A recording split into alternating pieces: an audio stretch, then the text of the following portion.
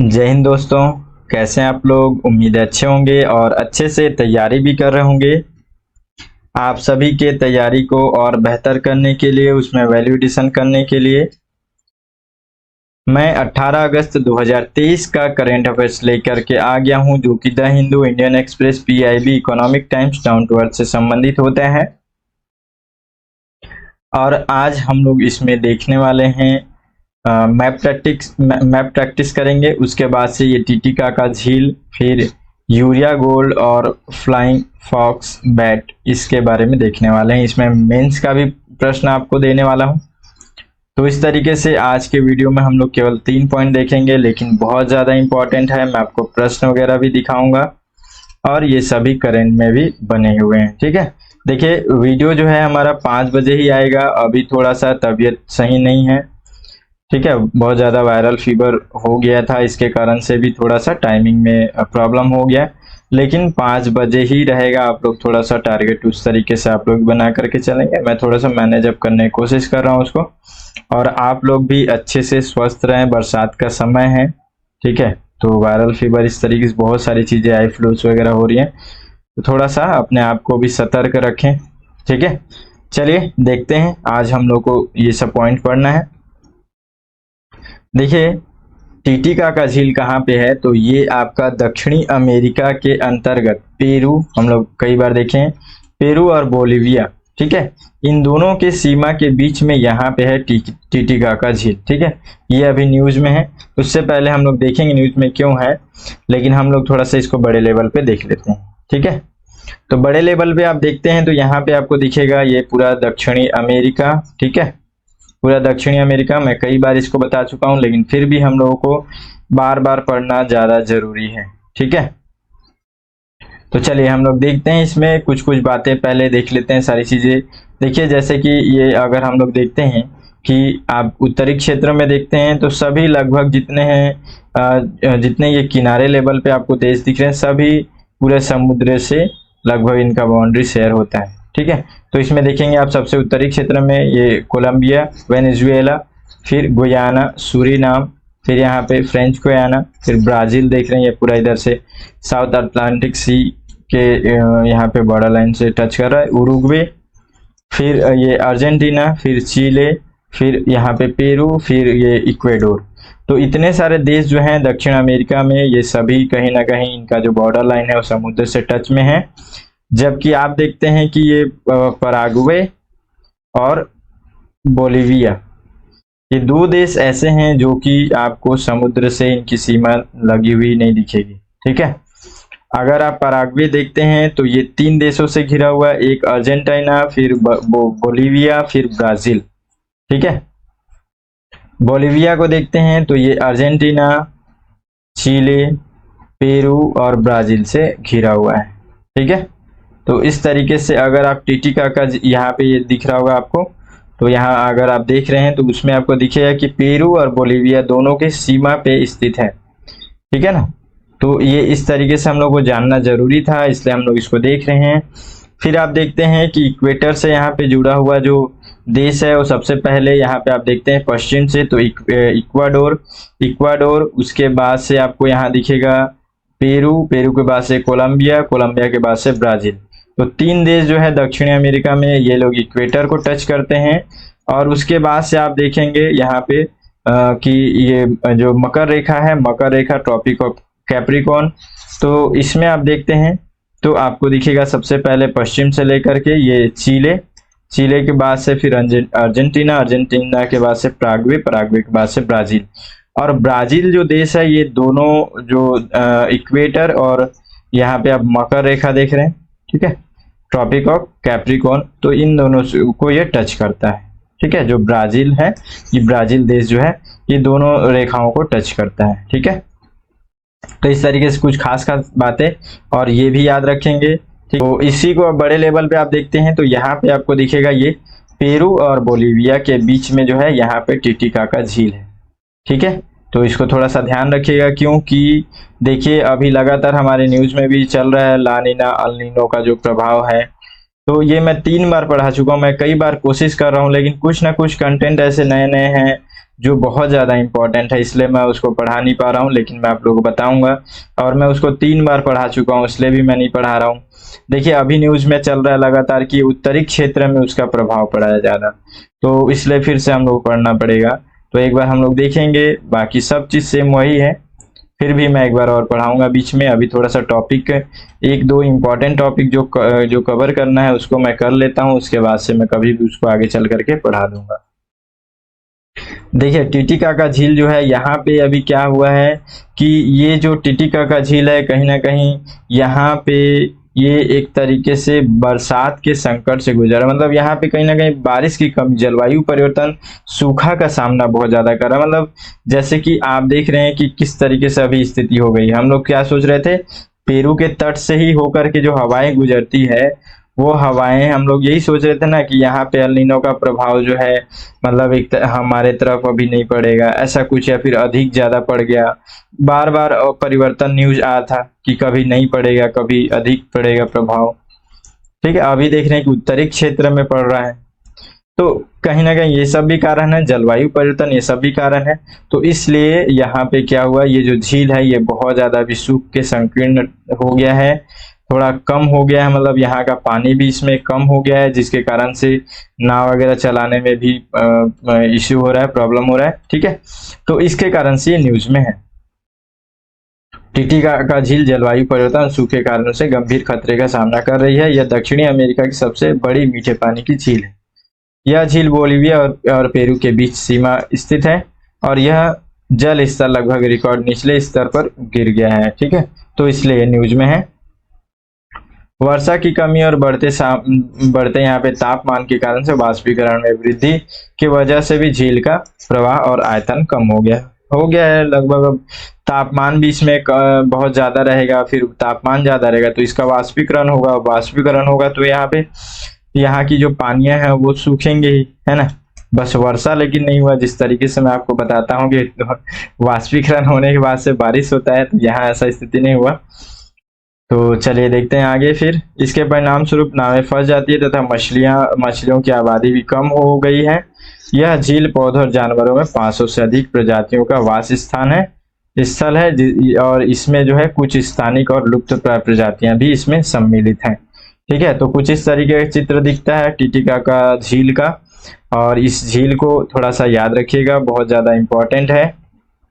कई सारे घटनाएं मैं आपको पढ़ाया दक्षिणी अमेरिका को लेकर के, है ना। तो चलिए अब यूरिया गोल्ड के बारे में हम लोग देखते हैं। ठीक है, यूरिया गोल्ड थोड़ा कुछ समय पहले से ही निकल गया है, ये लाया गया है, लेकिन हम लोगों को थोड़ा अच्छे से विस्तार से पढ़ना है, इसलिए हम लोग थोड़ा सा रुक करके पढ़ें किसी भी न्यूज को। देखिए आप लोग उस तरीके से मत सोचिएगा, मैं न्यूज का ही चीज पढ़ाता हूँ, लेकिन न्यूज को पढ़ने जैसा नहीं पढ़ना है हम लोग को न्यूज के अंतर्गत जो हमारे लिए इंपॉर्टेंट मटेरियल है उसको अच्छे से पढ़ना है, समझ रहे हैं आप लोग। इसलिए मैं पेपर आपको दिखाने वाला काम नहीं कर रहा हूँ, उसमें मेरे हिसाब से मैं ये सोचता हूँ कि वो आपका सही तैयारी नहीं है। आप लगभग मैं गारंटी देता हूँ बहुत सारे लोग उसको सही तरीके से प्रिपेयर नहीं कर पाते होंगे। अगर आपको ये न्यूज दिख रहा है, न्यूज़पेपर में दिख रहा है कि अच्छा आज ये हुआ, वो हुआ, ऐसा हुआ, वैसा हुआ, तो आप उसको फिर अपना बेसिक चीजों को लेकर के तैयारी कर पाएंगे तो ठीक है, अगर आप इतना फास्ट हैं। नहीं तो फिर वही है कि वो न्यूज ऐसे होते होते निकल जाता है, जानकारियां भी थोड़ी कम आती हैं। लेकिन मैं उसको थोड़ा सा रुक करके अच्छे से उसके लिए जानकारी लेकर के आता हूँ, तो वो ज्यादा परफेक्ट स्टडी है मेरे हिसाब से। बाकी आप लोग का अपने ऊपर है, मैं इसलिए कहना चाहता हूँ क्योंकि देखिए इसमें कोई कमी नहीं है कंटेंट में, बस आप लोग थोड़ा सा क्या है, एक जो मोटिवेशन जिस तरीके से होना चाहिए वो नहीं दे पा रहे आप मुझे। क्योंकि मैं अगर कह रहा हूँ कि आप लोग 5 बजे एक बार आप लोग भी रेडी हो जाइए, यस करके कमेंट कर दीजिए कि आप लोग कितने लोग रेडी रहेंगे। वीडियो को लाइक कमेंट कीजिए, कोई कमी है तो वो भी बताइए। ठीक है, तो लाइक कमेंट जरूर कीजिए ताकि उससे थोड़ा पता चले कि हाँ सही चीजें हो रही हैं। वीडियो को पूरा देखिए, क्योंकि कंटेंट अगर आप ही के लिए सारी चीजें बनाई जा रही है, सभी बहुत इंपॉर्टेंट है। अभी आपको मैं प्रश्न भी दिखाऊंगा, मेंस में भी पूछेगा प्रश्न, तो सभी चीजों को देख करके लाता हूँ, आप लोग उसको देखिए, अच्छे से समझिए। ठीक है, तो न्यूज़पेपर को केवल नॉर्मली पढ़ना, अपने आप को संतुष्टि देना, इससे नहीं हो पाएगा। हिंदी मीडियम का बहुत बड़ी कमजोरी है ये। अभी भी कई लोग, इतने आप लोग सब्सक्राइब कर लिए हैं लेकिन बहुत कम लोग वीडियो देख रहे हैं। ऐसा क्यों हो रहा है? क्योंकि आप लोगों में एक धैर्य, जिसको बोलते हैं धैर्य, रख करके स्टडी करना, कंटिन्यूअसली स्टडी करना, ये सब चीज़ों की कमी है हिंदी माध्यम में, इसलिए रिजल्ट भी कम आता है। आप लोगों को भले ही बुरा लगेगा लेकिन ये चीज़ मैं बहुत जगह पे ये चीज़ें देखा हूँ। ठीक है, बहुत मेहनती लोग भी हैं लेकिन बहुत कम लोग मेहनती लोग हैं, ये भी है। ठीक है, क्योंकि उनके पास और बहुत सारे प्रॉब्लम्स, एक से कुछ ना कुछ भटकाव बहुत ज़्यादा रहता ही है। ठीक है, एक फोकस माइंड नहीं रहता है। लेकिन फोकस माइंड रखना अभी के लिए बहुत ज़्यादा ज़रूरी है। अब एग्ज़ाम नॉर्मल एग्ज़ाम नहीं है। ठीक है, चलिए आगे बढ़ते हैं। देखिए यूरिया गोल्ड, ठीक है, बहुत ज़्यादा इंपॉर्टेंट है। यूरिया संबंधित आपको लगातार प्रश्न देखने को मिलेगा, यूरिया से संबंधित। ठीक है, तो चलिए हम लोग देखते हैं सबसे पहले कि यूरिया क्या है। तो यूरिया एक सफेद क्रिस्टलीय यौगिक है जिसका उपयोग आमतौर पर कृषि में किया जाता है। जब फसलों पर इसका छिड़काव किया जाता है तो यूरिया एंजाइमों के द्वारा अमोनिया और कार्बन डाइऑक्साइड में विघटित हो जाता है और फिर उसके बाद से अमोनियम आयनों में परिवर्तित हो जाता है, जिससे पौधों की जड़ों के द्वारा ग्रहण किया जा सकता है उसको, और फिर पौधों की वृद्धि और विकास के लिए भी ये उपयोगी होता है। ठीक है, तो इस तरीके से यूरिया के बारे में हम लोगों ने समझे। ठीक है, समझ लिए। उसके बाद से यूरिया गोल्ड क्या है। तो यूरिया गोल्ड जो है, अभी अभी के समय में यूरिया गोल्ड ये जो है अभी निकाला गया। इसमें क्या होगा कि एक मिक्सचर है, जैसे कि यूरिया का यहाँ पे 46%, ठीक है, और 37% नाइट्रोजन इसमें रहेगा और 17% यहाँ पे सल्फर का मिश्रण यहाँ पे रहेगा। तो अलग से जिस तरीके से किसान लोग सल्फर वगैरह भी बहुत ज़्यादा डालते थे, तो अब क्या है, ये जो यूरिया गोल्ड है उस सबको एक कॉम्बिनेशन, अच्छा बेहतर कॉम्बिनेशन जितना आवश्यकता होने चाहिए उस तरीके से यूरिया गोल्ड में रखा गया है। ठीक है, तो ये काफ़ी अच्छा यहाँ पे दिख रहा है। ठीक है, इनका कॉम्बिनेशन, तो इन सभी के मिश्रण को ही, मिश्रित उर्वरक को ही यहाँ पे यूरिया गोल्ड का नाम दिया गया है। ठीक है, इसका उद्देश्य क्या है, तो भारतीय मृदा में सल्फर की आवश्यकताओं को पूरा करना, फिर नाइट्रोजन उपयोग दक्षता में भी वृद्धि करना। ठीक है, तो ये एक इसमें एक बेहतर चीज किया गया है। ठीक है, अभी हम लोग का सल्फर आप देखते हैं कि भारतीय मृदा में कमी पाई जाती है, तो उसको ये पूरा करने के लिए इसलिए भी सल्फर को यहाँ पे वृद्धि की गई इसमें। तो अब अलग से किसान जो है ज्यादा उसका यूज नहीं करेंगे, इस एक यूरिया गोल्ड को यूज करेंगे तो उसी में ही सारी चीजों का पूर्ति हो जाएगा। ठीक है, ये राष्ट्रीय केमिकल्स एंड फर्टिलाइजर्स लिमिटेड के द्वारा विकसित किया गया है इसको। ठीक है, और ये जो यूरिया है ये जड़ों को धीरे धीरे करके बहुत जल्दी से, मतलब एकदम एक ही बार में पूरा प्रभावित होने इस तरीके से नहीं देता है, धीरे धीरे करके जो है उसको जितने भी इनका जो मतलब उपयोगी मटेरियल है वो धीरे धीरे करके जड़ों तक पहुंचाता है। तो यूरिया गोल्ड में कुछ कुछ ये सब चीजें खासियत है, और भी चीजें हम लोग देखते हैं, कुछ विशेषताएं इसके बारे में तो और क्लियर होगा। जैसे कि देखिए भारत की मृदा, अब सल्फर की कमी होती है जो कि एक आवश्यक तत्व है, विशेष रूप से तिलहन दालों के लिए भी ये महत्वपूर्ण है।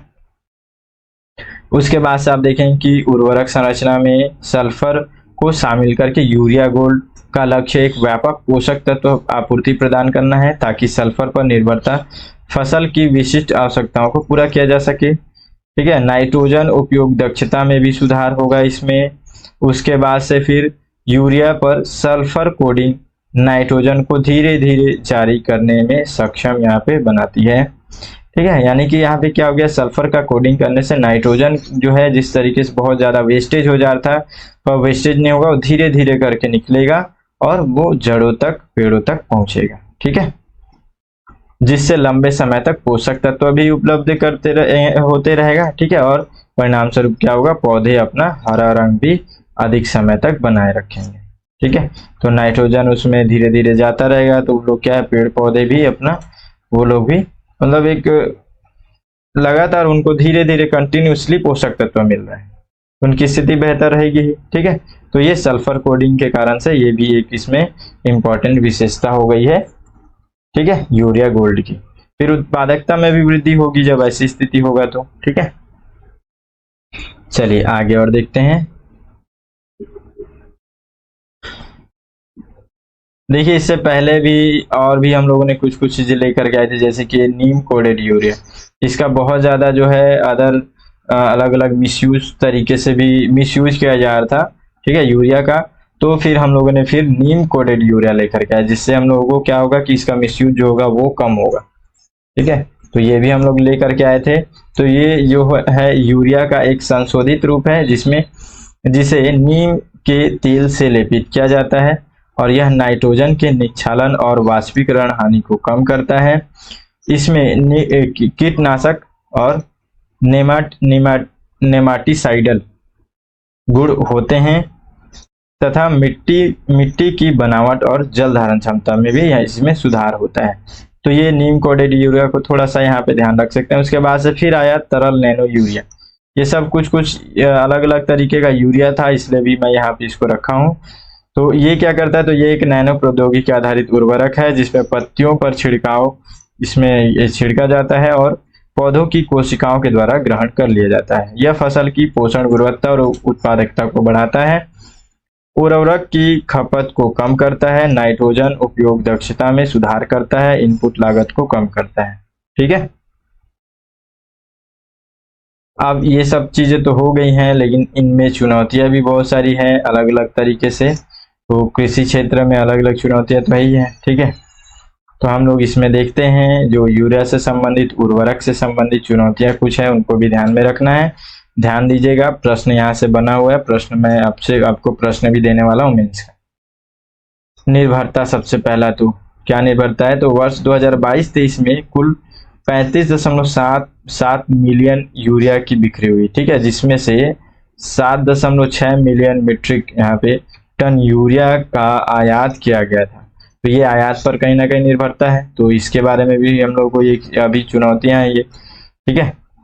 और फिर यहाँ पे नाइट्रोजन की हानि, वायुमंडल में अमोनिया गैस के निष्कासित हो जाने और एवं रूपांतरण के बाद नाइट्रोजन का भूमिगत रूप से रिसाव जैसे अन्य विभिन्न कारकों के कारण भी लगभग 65% जो होता है नाइट्रोजन जो होता है नष्ट हो जाता है। तो इसको ये भी हानि एक चुनौतियां है हमारे लिए। फिर सब्सिडी का बोझ, सब्सिडी के कारण से भी क्या होता है कि किसान लोग जो है सस्ती कीमतों में उन लोगों को मिल जाता है, तो वो लोग उसका ज्यादा यूज करते हैं। अब सस्ता मिला है तो ज्यादा यूज करेंगे फिर उसको, ये भी प्रॉब्लम है एक, है ना। तो इसलिए भी इस तरीके की चीजें हैं, अब उसको भी रोकना भी एक तरीके से चुनौतियां ही हो गई है। प्लस हम लोग को ये भी देखना है कि जो सब्सिडी हम लोग दे रहे हैं तो कहीं ना कहीं मार्केट का वैल्यू भी हम लोग को देखना है, कृषक को बोझ भी ना लगे, कृषक को परेशानी भी ना हो, लेकिन यहाँ पे कृषक जो है उसका मिसयूज भी ना करे, दोनों तरफ से देखना है। तो ये चुनौतियां ये भी एक है, ठीक है। तो ये कुछ चुनौतियां थी, अब हम लोग कुछ सुधार वगैरह के बारे में भी इसमें देखेंगे। देखिए फसल चक्र विविधीकरण, ठीक है। तो इसमें क्या होता है, अलग अलग फसल जैसे विविध फसल पैटर्न और फसल चक्र को बढ़ावा देने से यूरिया की अत्यधिक मांग को कम किया जा सकता है। फिर फलीदार फसलें, जिस तरीके से ये होते हैं, एक फलीदार फसलें वायुमंडलीय नाइट्रोजन को स्थिरीकरण करती हैं। जितने फलीदार फसलें हैं वो लोग क्या करते हैं, नाइट्रोजन को स्थिरीकरण करते हैं। हम लोग बहुत पहले इसको जान रहे हैं, पढ़े हुए हैं, जिससे नाइट्रोजन युक्त उर्वरकों की आवश्यकता भी यहाँ पे कम हो जाती है, ठीक है।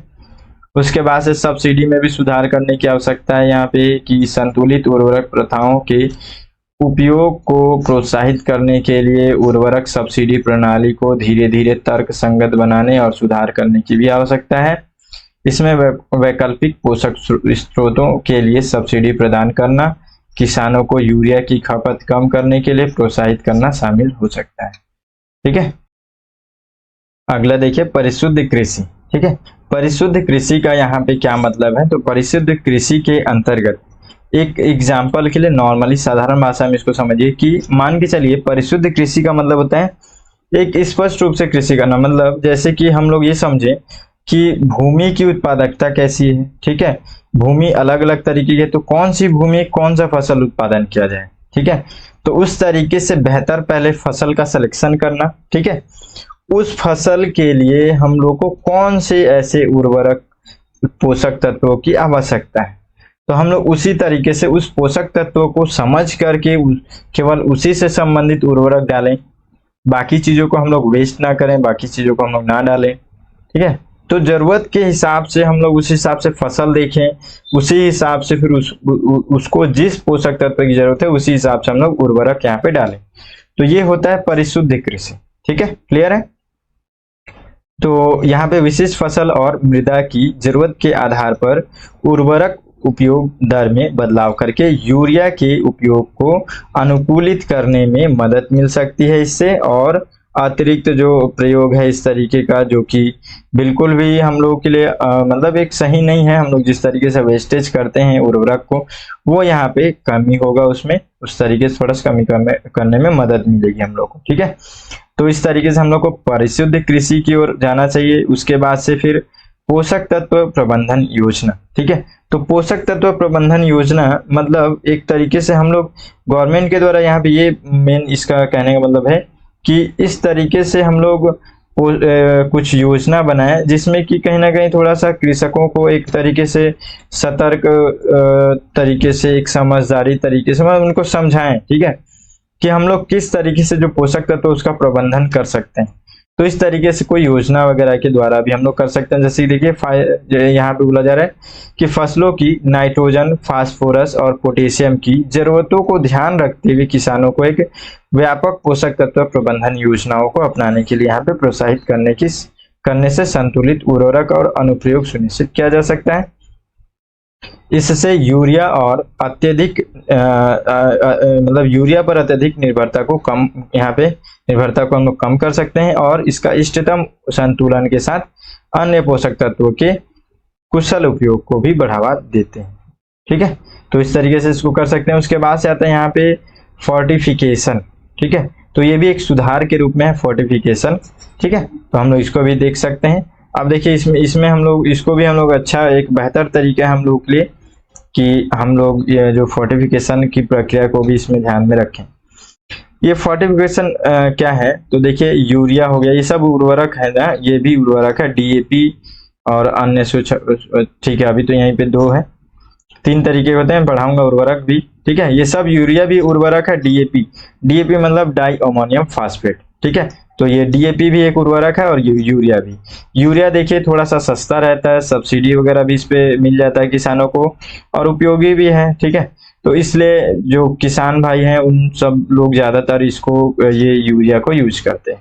ज्यादातर आप यूरिया सुनेंगे, डीएपी कम सुनेंगे। ठीक है, तो जो डीएपी होता है डाई अमोनियम फास्फेट होता है जो, इसका ये थोड़ा सा सेकेंडरी लेवल पे आ जाता है। ठीक है, हालांकि इसका भी बहुत जगह पे उपयोग होता है, अलग अलग तरीके से उपयोग है, लेकिन ये दोनों उर्वरक हैं। ठीक है, और अन्य सूक्ष्म पोषक तत्वों के साथ जो है उपयोगी उर्वरकों का फोर्टिफिकेशन करना। तो यहाँ पे फोर्टिफिकेशन का क्या मतलब है, तो फोर्टिफिकेशन का मतलब ये है कि जो सूक्ष्म पोषक तत्व होंगे, ठीक है, उनके साथ सेकेंडरी लेवल के जो तत्व हैं उनको मिक्सिंग करने का। तो इससे क्या होगा कि एक तो सूक्ष्म तत्व जो है वो लोग, ठीक है, और प्लस इसमें जो पोषक तत्व हैं उन पोषक तत्वों को अगर हम लोग उसके ऊपर जो सेकेंडरी लेवल का यहाँ पे तत्व लेपित करते हैं तो उससे क्या होगा, जैसे मैं पहले ही बताया था, उसमें क्या होगा, फिर धीरे धीरे जो है जितना पोषक तत्व है पेड़ पौधों को धीरे धीरे मिलेगा। ठीक है, प्लस सेकेंडरी लेवल पे जो पोषक तत्व हैं उनका यूज करेंगे। तो सेकेंडरी लेवल का मतलब यहाँ पे क्या है कि जो थोड़ा सा अधिक मात्रा में उपयोग है, जो अभी सीमित वाली स्थिति नहीं आई है। बहुत सारे ऐसे तत्व हैं जो हमारे पास अभी सीमित हैं, कुछ तत्व ऐसे हैं जो अभी हमारे पास अवेलेबल हैं, तो वो सेकेंडरी नंबर पे जो अवेलेबल है वो सेकेंडरी नंबर मतलब लेवल पे हैं, तो उनका उपयोग करेंगे। तो कहीं ना कहीं हम लोग को थोड़ा सा जो सीमित है उसको थोड़ा हम लोग संरक्षित रख पाएंगे, प्लस उर्वरकों को भी हम लोग सक्षम, जो उर्वरक है उसको भी हम लोग बेहतर ही बना रहे हैं। ठीक है, उसका मिसयूज भी नहीं कर रहे हैं ज्यादा। ठीक है, तो देखिए इसको समझते हैं। तो ये फोर्टिफिकेशन या मिक्सिंग उसके साथ करना, फिर फसल की पैदावार बढ़ाने और आयातित पोषक तत्वों की उपयोग की दक्षता को भी अधिकतम यहाँ पे करने का एक तरीका है ये। चूंकि भारत में प्राकृतिक गैस, रॉक फॉस्फेट, पोटास और तथा सल्फर भंडार सीमित है, तो ये लोग सीमित हैं, ये लोग प्राकृतिक भंडार है या फिर प्राथमिक भंडार भी कह सकते हैं आप। तो इसलिए इन उर्वरकों को जो है द्वितीयक पोषक तत्वों जैसे कि कैल्शियम हो गया और मैग्नीशियम हो गया, तो ये हो गए। और सूक्ष्म पोषक तत्व कौन कौन से, जस्ता, बोरान, मैग्नीज, ठीक है, और मोलिब्डेनम, लोहा, तांबा, निकिल के साथ लेपित किया जाना चाहिए। तो इससे क्या होगा, अब जैसे ये सीमित भंडार हैं ये सब चीजें, तो इनका उपयोग करेंगे तो ये जल्दी समाप्त हो जाएंगे, लेकिन यही सेकेंडरी नंबर पे इन लोगों को यूज कर लेंगे और प्लस सूक्ष्म तत्वों के साथ इनको एक लेपित करके जो है हम लोग उसका यूज करते हैं। तो कहीं ना कहीं एक बेहतर तरीके से हम लोग क्या है अपने जितने भी तत्व हैं इस तरीके से जो भंडारित हैं उनको भी थोड़ा सा हम लोग एक दक्षतापूर्ण उपयोग इसको कर सकते हैं। ठीक है, तो ये फोर्टिफिकेशन में समझ में आ गया क्या चीज कहना चाह रहा था मैं। अब पेड़ पौधों को भी एक जो इनको जो पोषक तत्व जिस तरीके से धीमे धीमे मिलना चाहिए वो सब भी इनको मिलता रहेगा। ठीक है, और जो उपयोगी जिस तरीके तत्व है उन सभी को हम लोग यहाँ पे उसमें मिला करके एक फोर्टिफिकेशन करके हम लोग इसका उपयोग कर सकते हैं। ठीक है, तो ये भी हम लोग एक तरीका है करने का। तो इस तरीके से ये सब हो गया। थोड़ा सा उर्वरक, अब बेसिक चीजों को हम लोग यहाँ पे समझते हैं। उर्वरक, जैसे कि उर्वरक क्या चीज है, तो नॉर्मली हम लोग थोड़ा थोड़ा समझते हैं इसके बारे में भी। तो उर्वरक एक प्राकृतिक या कृत्रिम पदार्थ होता है जिसमें नाइट्रोजन, फास्फोरस, पोटास और रासायनिक तत्व होते हैं जो कि यहाँ पे पौधों की वृद्धि और उत्पादकता में सुधार करते हैं। ठीक है, देखिए आप यहाँ पे ये नाइट्रोजन हो गया, फास्फोरस हो गया, पोटेशियम हो गया। ठीक है, पोटेशियम लगभग इतना ही है, इसमें रासायनिक तत्व और होते हैं जो भी, लेकिन तीन खास करके तीन होते हैं। ठीक है, जिसको हम लोग NPK कहते हैं। तो इनको आप लोगों के लिए मैं यहाँ पे बता देता हूँ, मैं उसको नहीं लिखा हूँ लेकिन मैं आप लोगों को ये चीज बता रहा हूँ क्योंकि अब यहाँ से प्रश्न भी पूछ लिया, लेकिन फिर भी मैं इसलिए इस पे ज्यादा जोर नहीं दिया। लेकिन आप लोग फिर भी इसको थोड़ा सा ना ध्यान रखिए। जैसे नाइट्रोजन लिख लेंगे और नाइट्रोजन से संबंधित जो जो चीजें हैं, विशेषताएं हैं उसका, जैसे वो अब नाइट्रोजन जैसे कि प्राकृतिक गैस है। ठीक है, तो प्राकृतिक गैस है, इसकी प्रकृति कैसी, जैसे पूरा एकदम देखे होंगे नाइट्रोजन जो ये इस तरीके का जो चीजें हैं, प्राकृतिक गैस तो है ही है, प्लस इससे संबंधित उपयोग क्या क्या है, ये सब चीजों को थोड़ा सा आप ध्यान रखेंगे। कुछ कुछ इसके बारे में विशेष बातें मतलब लिखना है कह रहा हूँ। फिर फास्फोरस के बारे में कुछ खास खास बातें, पोटेशियम के बारे में खास खास बातें यहाँ से प्रश्न पूछ लिया गया है। थोड़ा सा आप लोग ध्यान रख लेंगे, मैं उसको आपको नहीं बता रहा हूँ। ठीक है, उसके बाद से देखिए कि ये तीन प्रकार के जो होते हैं अलग अलग उर्वरक होते हैं। सबसे पहले यूरिया, मैं आपको पहले ही बताया यूरिया सबसे ज्यादा उपयोग होता है, फिर DAP, उसके बाद से फिर ये म्यूरेट ऑफ पोटास। ठीक है, तो म्यूरेट ऑफ पोटास और फिर यूरिया और DAP। तो हम लोग थोड़ा सा इसके बारे में देखते हैं। जो ये DAP होता है, ये डाई अमोनियम फास्फेट, इसमें फास्फेट मेन है। ठीक है, तो ये फास्फेट इसमें मेन रूप में रहता है और ये एक प्रकार का जो रासायनिक रूप से ये खाद है। ठीक है, और ये क्षारीय रूप में होता है। इसके बारे में कुछ कुछ पॉइंट, जैसे कि एक रासायनिक खाद है, क्षारीय रूप में होता है ये। ठीक है, और इसमें जो पोषक तत्व होते हैं, इसमें फास्फोरस जो होता है, फास्फोरस होगा इसमें 46%, 46% इसमें फास्फोरस होगा। ठीक है, और 18% जो होगा यहाँ पे नाइट्रोजन होगा। ठीक है, तो ये आप इसका मिक्सिंग को थोड़ा सा ध्यान रखिएगा, ज्यादा जरूरी होता है। और इसमें जो है ये भी वही काम करता है, फसलों में पोषक तत्वों को बढ़ावा देता है। नाइट्रोजन और फास्फोरस की कमी, अब ये इसमें क्या क्या डाला जा रहा है, नाइट्रोजन फास्फोरस ही डाला जा रहा है, तो उसी कमी को पूरा करेगा। ठीक है, तो उसी तरीके से ये कमी को पूरा करता है। ठीक है, उसके बाद से आप ये जैसे देखेंगे म्यूरेट ऑफ पोटास, तो फिर इसमें भी जो पोटास है वही यहाँ पे भी दिख रहा है, पोटास। ठीक है, तो ये पोटास यहाँ पे इसका उपयोग अलग तरीके से किया जाता है और ये इसमें केवल एक शुद्ध रूप से पोटास होता है। ठीक है, जिसको हम लोग म्यूरेट ऑफ पोटास के नाम से जानते हैं। ठीक है, और ये पोटास जो है आप देखेंगे खनन रूप में भी, खान वगैरह से निकलता है जो खनन प्रक्रिया में, तो उस समय भी ये ज्यादातर जो है पोटेशियम क्लोराइड के रूप में ये प्राप्त होता है हम लोग को। ठीक है, फिर उसको शुद्ध करने के बाद से परिशुद्ध लवण उर्वरक के रूप में भी इसको हम लोग जानते हैं, या फिर इसी को हम लोग म्यूरेट ऑफ पोटास के रूप में भी जानते हैं, MOP, म्यूरेट ऑफ पोटास। ठीक है, तो ये इस तरीके से बाजार में इसी नाम से मिलता है। ठीक है, ये पोटास की पूर्ति में ये मदद करता है। लगभग सभी में आपको पोटास वगैरह मिलेगा, लेकिन ये अलग से फिर भी जो पोटास है उसकी कमी को ये पूरा करता है। ठीक है, पोटास को थोड़ा सा ध्यान रखेंगे। और ये इसका जो पोटास के बारे में जैसे यहाँ पे ये भी आता है कि ये किस तरीके से काम करता है। तो जो पोटास है वो पौधों में जल, मुख्य रूप से जो है जल का एक पौधों में जो जल के अवशोषण हो गए है ना, अवशोषण हो गए, पानी की मात्रा को मतलब नियमित करना, उसको नियमन करना। और स्टोमेटा आप देखेंगे, स्टोमेटा को आप एक बार जा करके देखिएगा, ठीक है। वैज्ञानिक मतलब क्या बोलते हैं, मतलब विज्ञान से संबंधित ये बातें हैं, ठीक है। तो स्टोमेटा को थोड़ा ध्यान रखिएगा, है ना। ये लगभग हम लोग 11वीं के बारे में पढ़े हैं, एक बार पढ़ लेना, मतलब ये चीज यहाँ पे जरूरत नहीं है। लेकिन अगर आप लोगों को नहीं समझ में आ रहा होगा तो स्टोमेटा जो है ये क्या करता है कि ये पूरे जितना भी जल है उनको पूरे पेड़ पौधों में हर तरफ जो है फैलाता है, ठीक है। तो ये लेकर के जाता है, तो उसको थोड़ा सा ध्यान रखिएगा। उसके बाद से ये जो है स्टोमेटा को उसी को खोलने और बंद होने में, उसको एक रेगुलेशन में मदद करता है, ठीक है। और पौधों में इस तरीके से भोजन यानी कि शर्करा पौधे के संपूर्ण भागों में ये वितरण के लिए भी कार्य करता है, ठीक है। तो इस तरीके से हम लोग पोटास को भी थोड़ा सा उसके कार्य को देख लिए इसमें, ठीक है। तो इस तरीके से ये 3 प्रकार के उर्वरक होते हैं अलग अलग। अब उर्वरकों पे सब्सिडी से संबंधित प्रश्न पूछा गया प्रीवियस ईयर में, तो थोड़ा सा इसको भी हम लोग देख लेते हैं। देखिए उर्वरक में यहाँ पे जो सरकार है वो उर्वरक उत्पादों को सब्सिडी का भुगतान करती है ताकि किसानों को बाजार दर से कम मूल्य पर यहाँ पे उर्वरक खरीदने की अनुमति मिल सके। उर्वरक के उत्पादन और आयात की लागत और किसानों के द्वारा भुगतान की गई वास्तविक राशि के बीच अंतर सरकार के द्वारा वहन की जाने वाली सब्सिडी का हिस्सा होता है, ठीक है। तो अब यहाँ पे भी समझ में आ गया, जितने भी जो भी आयात किएगा उसका लागत, फिर किसान जो भुगतान किया, फिर जो बचा उसके बीच में जो बचा, जो हम लोग जितना सब्सिडी निर्धारित किए तो किसान उतना ही उसी हिसाब से पेमेंट करेगा। लेकिन जो जितना आयात उत्पादन वगैरह में जो खर्चा लगा उसके बीच का जो खर्चा को कैसे मैनेज करेंगे, तो वो करता है सरकार सब्सिडी के माध्यम से, ठीक है।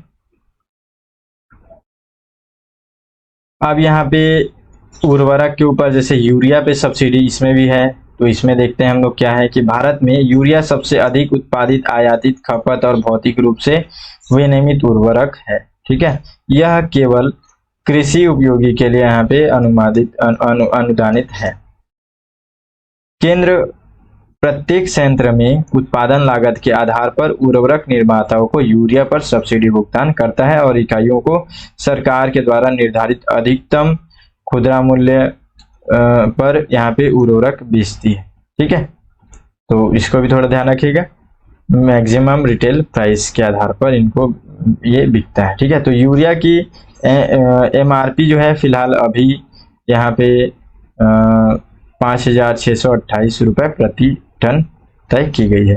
तो यहाँ से भी प्रश्न पूछा गया था, तो बिल्कुल सरकार इसको रेगुलेट करती है और इस पर भी सब्सिडी की योजना है, इस पे सब्सिडी भी देती है सरकार, ठीक है। तो ये सब चीजें क्लियर हो गई सब्सिडी। अब यहाँ पे गैर यूरिया जो सब्सिडी है, गैर यूरिया का मतलब यहाँ पे हम लोग देखें di ammonium phosphate muriate of phosphate, ठीक है। ये दो हम लोग देखें तो ये दोनों जो है होते हैं, ये लोग गैर यूरिया उर्वरक है। उर्वरक ये भी है लेकिन इसमें यूरिया नहीं होता, इसलिए हम लोग इसको गैर यूरिया उर्वरक कहते हैं। तो इसके लिए क्या सब्सिडी का प्रावधान है, तो गैर यूरिया उर्वरकों की अधिकतम खुदरा मूल्य कंपनियों के द्वारा नियंत्रित या तय नहीं की जाती है, लेकिन सरकार ने हाल ही में ये जो विशेष रूप से जो अभी यहाँ पे रूस और यूक्रेन का जो युद्ध है, तो इसके बारे में क्या हुआ, यहाँ से देखे होंगे आप, बहुत सारे खाद्य पदार्थों का यहाँ पे संकट उत्पन्न हुआ, तो उसी तरीके से उर्वरकों को भी लेकर के, तो इसलिए अब जो है यहाँ पे गैर यूरिया उर्वरक भी लोग यूज करें, उसके लिए भी अब यहाँ पे थोड़ा बहुत सब्सिडी दिया जा रहा है। तो उर्वरकों की वैश्विक मूल्य में वृद्धि आने के बाद से जो उर्वरकों की यहाँ पे सरकारी नियंत्रण व्यवस्था के अंतर्गत इसको भी शामिल कर लिया गया। अब जाहिर सी बात है वैश्विक चीजों में अगर अब यहाँ पे इनके युद्ध के कारण से क्या हो रहा है, सप्लाई चेन में बाधित हो रहा है, बाधा उत्पन्न हो रहा है, तो आवश्यक है कि जो मूल्य है, जो जितने भी उपयोगी यहाँ पे चीजें हैं उनका फिर लगातार ट्रांसपोर्ट हो रहा था, रुकेगा तो मूल्य में प्राइस में इंक्रीज होगा, ठीक है। तो वही सब बातें यहाँ पे की जा रही है। फिर सरकार क्या करेगी, इसको मैनेज करने के लिए अपने अंतर्गत शामिल कर ली है अभी। तो सभी गैर यूरिया आधारित उर्वरकों को पोषक तत्व आधारित सब्सिडी योजना के तहत विनियमित किया जाता है अब, ये दो हैं जो गैर यूरिया के उदाहरण हैं। और कंपनियों द्वारा डीएपी की प्रति टन निर्धारित मूल्य अभी 27,000 रुपये है। ठीक है, अब कुछ कुछ पहल जो किए गए हैं आपको मैं वहाँ पे बताया था एक बार, और नीम कोडेड यूरिया के बारे में, फिर ये यहाँ पे नई यूरिया नीति। ठीक है, तो इसमें क्या है कि इसमें आप देखेंगे कि ये स्वदेशी यूरिया उत्पादन को बढ़ावा देना इसका मुख्य उद्देश्य है। उसके बाद से यूरिया इकाइयों की ऊर्जा दक्षता को बढ़ावा देना, भारत सरकार पर सब्सिडी के भार को युक्तियुक्त करना, युक्ति संगत बनाना। तो ये नई यहाँ पे यूरिया नीति 2015 है, उसके अंतर्गत जो कुछ पहल की गई है सरकार के द्वारा। उसके बाद से सिटी कंपोस्ट को प्रोत्साहित हेतु यहाँ पे प्रोत्साहन हेतु एक नीति बनाई गई है। इसमें भारत सरकार ने सिटी कंपोस्ट उत्पादन और खपत को बढ़ाने के लिए यहाँ पे 1,500 रुपए की बाजार यहाँ पे विकास सहायता प्रदान करने हेतु वर्ष 2016 में उर्वरक विभाग के द्वारा अधिसूचित सिटी कंपोस्ट को बढ़ावा देने की यहाँ पे एक नीति को मंजूरी भी दी। इसमें क्या होगा कि बिक्री में वृद्धि करने के लिए शहर के खाद को बेचने के इच्छुक खाद निर्माताओं को सीधे किसानों को यहाँ पे खाद थोक में बेचने की अनुमति दी गई है। शहरी खाद का विपणन करने वाली उर्वरक कंपनियों को प्रत्यक्ष लाभ अंतरण के अंतर्गत शामिल किया गया है। ठीक है, तो इस तरीके से सिटी कंपोस्ट प्रोत्साहन नीति ये भी काफी अच्छा है। सिटी में जितने भी जिस तरीके से वेस्टेज पदार्थ हैं उन सभी को यहाँ पे क्या कर सकते हैं, उर्वरकों के रूप में चेंज कर सकते हैं, और जिनको जरूरत हो वो लोग उनको बेच सकते हैं। ठीक है, तो ये सारी चीजें हम लोग देख लिया। अब हम लोग यहाँ पे देखेंगे प्रश्न, किस तरीके से प्रश्न पूछे गए। एक बार और मैं पढ़ाया था यूरिया सारी चीजों के बारे में, लेकिन फिर भी हम लोग यहाँ पे अब दोबारा अलग से यूरिया गोल्ड आ गया है तो इसके बारे में भी हम लोग थोड़ा सा देख रहे थे इसलिए। तो देखिए प्रश्न एक पूछा गया था यहाँ से कि भारत में, एक प्रश्न और भी बहुत सारे प्रश्न है लेकिन अभी जितना कर पाया मैं उतना ही किया हूँ। भारत में रासायनिक उर्वरकों के संदर्भ में निम्नलिखित कथनों पर विचार कीजिए। 2020 में पूछा गया प्रश्न है, वर्तमान में रासायनिक उर्वरकों का खुदरा मूल्य बाजार संचालित है और यह सरकार के द्वारा नियंत्रित नहीं है। तो नहीं है बोला जा रहा है, जबकि है, अभी अभी हम लोग पढ़े हैं।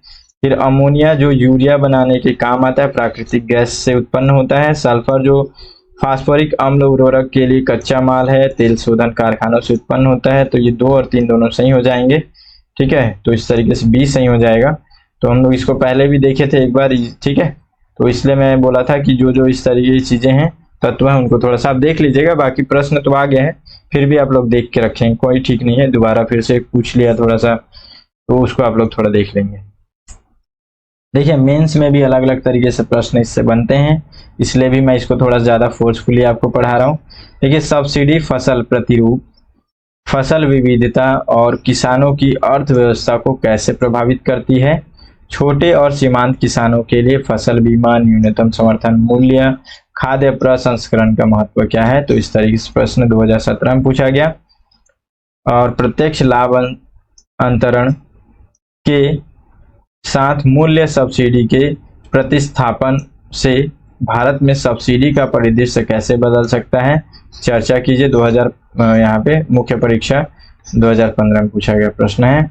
फिर एक और प्रश्न पूछा गया, राष्ट्रीय और राज्य स्तर पर किसानों को दी जाने वाली विभिन्न प्रकार की कृषि सब्सिडी क्या है, इसके द्वारा उत्पन्न विकृतियों के संदर्भ में कृषि सब्सिडी व्यवस्था का आलोचनात्मक विश्लेषण कीजिए। 2013 में पूछा गया प्रश्न है।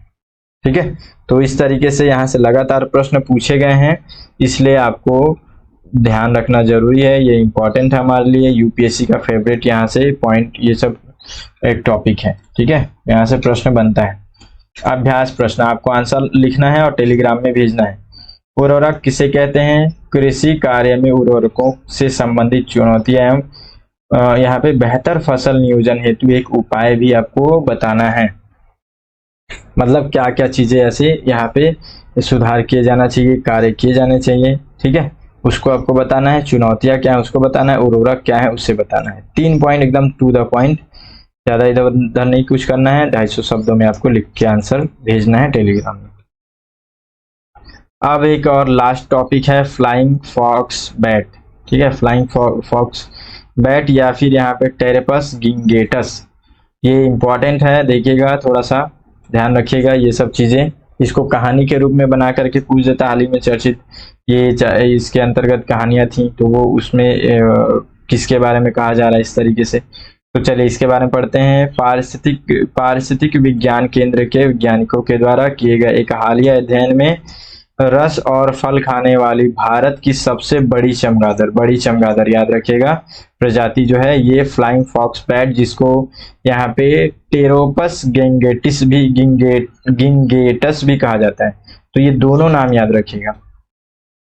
किस समय नई प्रजातियां प्राप्त हुई हैं? फ्लाइंग फॉक्स बैट रात के समय में विचरण गतिविधियों के अतिरिक्त दिन की अवधि जो है इनका एक बड़ा हिस्सा वातावरण की निगरानी करने में बिताते हुए पाए गए हैं। तो इसलिए ये थोड़ा सा ज्यादा विशेष रूप से इंपॉर्टेंट हो जाता है। इस बात पे याद रखिएगा कि ये लोग ना वातावरण को निगरानी भी करते हैं कि वातावरण में क्या चीजें, जो अगर किसी भी तरीके से कुछ गलत हो रहा है, वातावरण अनुकूल है कि नहीं, इस सब चीजों का निगरानी करते हुए लोग पाए गए। देखिए अध्ययन के प्रमुख बिंदु के रूप में, देखिए अध्ययन से पता चला है कि अपने यहाँ पे रात्रिचर स्वभाव के विपरीत, ठीक है, टेरोपस गिंगेटस दिन के समय में अधिक सतर्क देखे गए हैं। दिन की लगभग 7% अवधि वे किसी भी प्रकार के खतरे का आकलन करने में व्यतीत करते हैं। तो इसलिए ये थोड़ा सा विशेष होगा, इनके बारे में ये विशेषता थोड़ा ध्यान रखिएगा। उसके बाद से देखिए यह अध्ययन चमगादड़ों की प्रजाति की सामाजिक सतर्कता और पर्यावरणीय सतर्कता के बीच में यहाँ बोध को दर्शाता है। इस अध्ययन में पाया गया कि वृक्षों के बीच चमगादड़ की स्थानिक स्थिति के आधार पर सतर्कता का स्तर अलग अलग होता है, जो उनके संबंध में कोर प्रभाव को अनुमान की पुष्टि करता है। इन चमगादड़ों को फूल का रस और यहाँ पे फल खाने वाली प्रमुख प्रजाति के रूप में जाना जाता है, जो परागण के रूप में परागकण के रूप में और बीज के फैलाव में महत्वपूर्ण योगदान देते हैं। इस प्रकार पारिस्थितिकी तंत्र में स्वास्थ्य और जैव विविधता को बनाए रखने में एक महत्वपूर्ण भूमिका निभाते हैं। ये एक प्रकार के कीस्टोन प्रजाति हैं, ठीक है। आप अगर कीस्टोन वर्ड, ये वर्ड इस तरीके का चीजें ध्यान में रखिएगा, प्रश्न यहाँ से बना हुआ है। तो कीस्टोन प्रजातियां एकदम सिंपल भाषा में, कीस्टोन मतलब सिंपल सा भाषा है कि ये जो ऐसा पक्षी है, ऐसे बहुत सारे पक्षी जो कि जिनके ऊपर जैव विविधता बेस्ड होता है, यानी कि इस जीव के ऊपर कई और जीव आश्रित होते हैं, ठीक है। एक जो हम लोग खाद्य श्रृंखला पढ़ते थे, तो उस खाद्य श्रृंखला, ठीक है, उस चैन के बीच में ये लोग इंपॉर्टेंट होते हैं। अगर वहां से वो चैन टूटता है तो फिर क्या होता है, पूरा खाद्य जो एक श्रृंखला है वो बिगड़ जाता है। तो उसी तरीके से ये कीस्टोन प्रजाति है, वातावरण के लिए ये लोग बहुत ज्यादा इंपॉर्टेंट है, ठीक है। तो इस तरीके के जीवों को कीस्टोन प्रजाति कहा जाता है, जिनका एक महत्वपूर्ण योगदान होता है जैव विविधता वातावरण में, ठीक है। इसलिए चलिए और कुछ बातें देखते हैं हम लोग अब, कुछ इसके बारे में विशेष रूप से इसका परिचय देखते हैं। तो ये टेरोपस गिंगेटस है, ठीक है, जिसे आमतौर पर इंडियन फ्लाइंग फॉक्स भी कहा जाता है। इसको और ये मूल रूप से जो है भारतीय उपमहाद्वीप में यहाँ पे पाए जाते हैं, ठीक है। उल्लेखनीय चमगादड़ प्रजाति हैं, तो ये भारत में पाए जाते हैं, इसलिए इसको थोड़ा ध्यान रखिएगा। मतलब भारतीय उपमहाद्वीप के ये मुख्य रूप से यहाँ के स्थानीय है, ठीक है। और इसका सबसे बड़ा आकार और लोमड़ी जैसा चेहरा भी होता है, देखिए इस तरीके चेहरा होता है इनका। और आमतौर पर शरीर पर यहाँ पे गहरे भूरे, इस तरीके से गहरे भूरे और काले रंग के साथ प्रायः पीला रंग आवरण देखा जाता है, ठीक है। और फिर नर का आकार जो आमतौर पर मादाओं से बड़ा होता है। देखिए दक्षिण मध्य एशिया में ये उष्णकटिबंधीय क्षेत्रों में पाकिस्तान और चीन तक, सुदूर दक्षिणी मालदीव तक भी है ना, मालदीव द्वीप समूह तक भी ये लोग पाए जाते हैं, लेकिन मुख्य रूप से हमारे ही द्वीप के हैं ये, मतलब हमारे देश के हैं, समझ लो। प्राकृतिक वास इनका जंगलों में और दलदलों में पाए जाते हैं। इनके बड़े समूह बरगद, अंजीर और इमली जैसे पेड़ों पर ज्यादातर ये लोग वहां पे रहते हैं, अपना बसेरा बनाते हैं। इनका बसेरा आमतौर पर पानी के जलाशय के आसपास पेड़ों पर होता है। वन्यजीव और वनस्पतियों की लुप्त प्राय प्रजातियों में अंतरराष्ट्रीय व्यापार पर अभिसमय यानी कि साइट्स इसके परिविष्ट 2 में ये लोग शामिल हैं, तो याद रखिएगा इनको परिविष्ट 2 में रखा गया है, ठीक है, साइट्स का।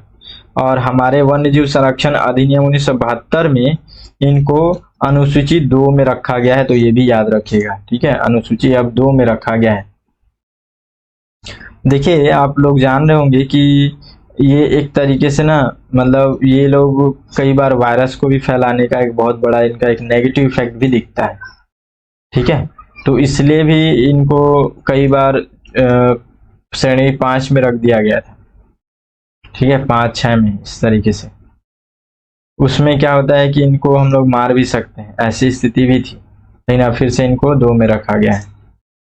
तो नकारात्मक प्रभाव यहाँ पे क्या होता है, इंडियन फ्लाइंग फॉक्स को कृमिनाशक माना जाता है, ठीक है, जो फसलों के बगीचों को व्यापक स्तर पर नुकसान पहुंचाते हैं, इसलिए कई क्षेत्रों में इन्हें कीट का भी उपयोग, यहाँ पे कीट का भी नाम दिया गया है कई बार, ठीक है। तो इन्हें बीमारी फैलाने के लिए भी जिम्मेदार माना जाता है, जैसे विशेषकर निपा वायरस जो मनुष्यों में यहाँ पे बीमारी और मृत्यु का कारण बनता है। तो इस तरीके से ये लोग वायरस वगैरह भी फैलाते हैं, प्लस ये लोग इस तरीके से कृमिनाशक भी माने जाते हैं, ठीक है, तो बगीचों वगैरह को भी नुकसान पहुंचाते हैं ये लोग, ठीक है। तो इस तरीके से हम लोग इन सब के बारे में जितना भी विशेष बातें थी हम लोग सब पढ़ लिए हैं। तो आज का करंट अफेयर्स में इतना ही। वीडियो अच्छा लगा तो लाइक कर दीजिएगा, कमेंट कर दीजिएगा, ठीक है।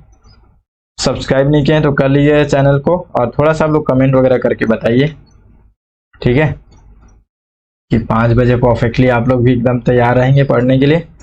चलिए मिलते हैं फिर अगले वीडियो में, तब तक के लिए जय हिंद।